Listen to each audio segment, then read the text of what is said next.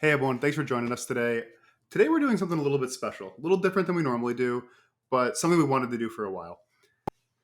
If you haven't listened to our podcast all the way through, the last question we always ask our guest is, what advice would you give if you could sit with yourself at 25 years old, maybe 18 years old, you go back in time, you have dinner with that person, who you were, and you could give that person some advice? What would you say? What would that conversation look like?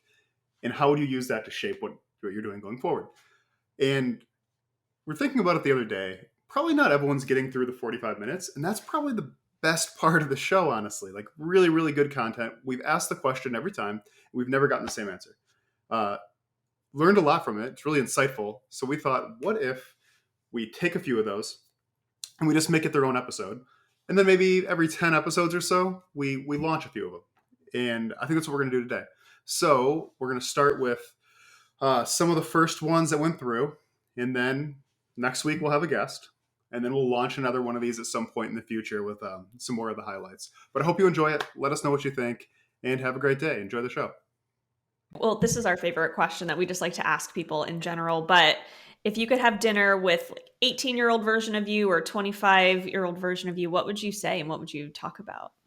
I probably would have to go back to 18-year-old Drew and tell him to slow it down a little bit, to get a little focused, right? I think like most 18-year-old kids, maybe not most, but at least me, like I had no idea what the future had for me, right? I didn't know what I wanted to do. I probably would advise that individual or that younger version of me to take my studies a little more serious, right? Versus say the social aspect of things, right? But I was thinking about this question today for a while because it's interesting, right? I think there'd be benefits, to both age groups, but at least at 25, I was kind of on a trajectory that got me to where I am today. Where 18, it was pretty loose, right? The step after high school was go to college because that's just what you did, right? Mm-hmm. And once you were there, all of a sudden you had to decide within a year what you wanted to do when you grew up, right? And I just, from maturity level wasn't there yet. So would love the chance to sit down with that kid and just kind of talk to him a little bit. So last question is, if you could have dinner with yourself at 25 years old, 18 years old, you're sitting down, what advice could you give yourself? What would you say to yourself if you could go back in time? Yeah, get into technology right now.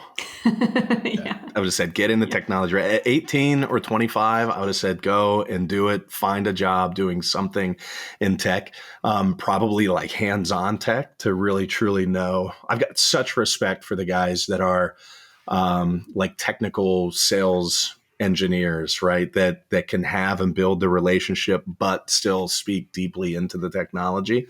I just think that's so badass. Like there's just such a different level of understanding and the ability to truly connect with the needs of the client when you can speak into that. I'm not there.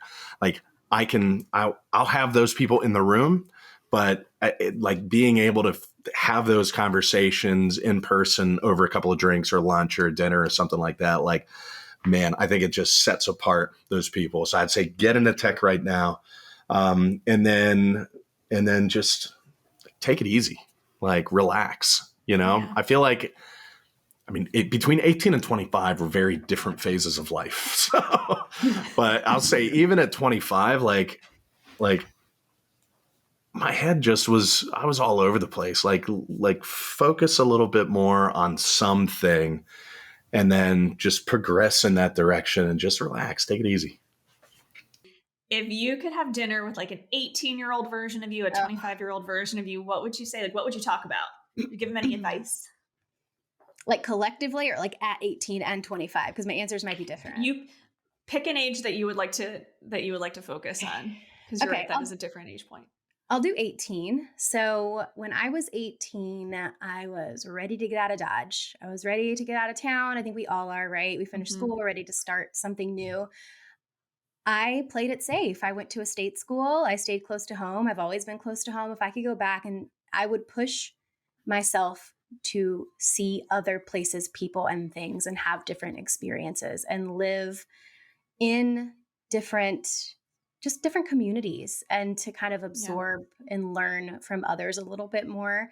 I was scared. I was 18, your comfort levels are different. I'm 35 now. Life is different, but that's what I would do. I'd go back and say, take some risks, go overseas, go learn, because you learn so much just from absorbing in other spaces and things. So that's probably what I would say.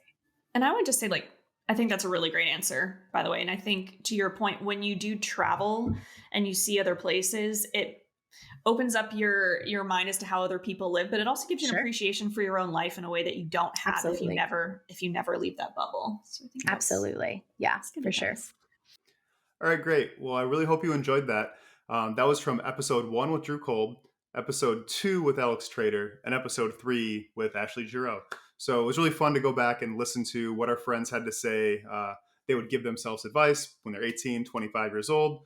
It's always fun that they're so different. They say different things, and it makes you really think, how do you answer that question? How would I answer that question? And we've had this conversation quite a bit. So maybe at some point we'll answer the question ourselves and put it up there. But next week, it's back to our regularly scheduled program. We've got a great guest we're really excited about. We'll sprinkle some more special episodes in here and there, kind of cut the content up a little bit. I know it's hard to make it all the way through a 45-minute video, and it's almost a shame that some of the best content's there at the end. Not saying skip through all the way to the end all the time, but it's definitely worth it. So we'll try to do more of these. So thanks again. I hope you all have a really, really great week, and we'll catch you on the next one.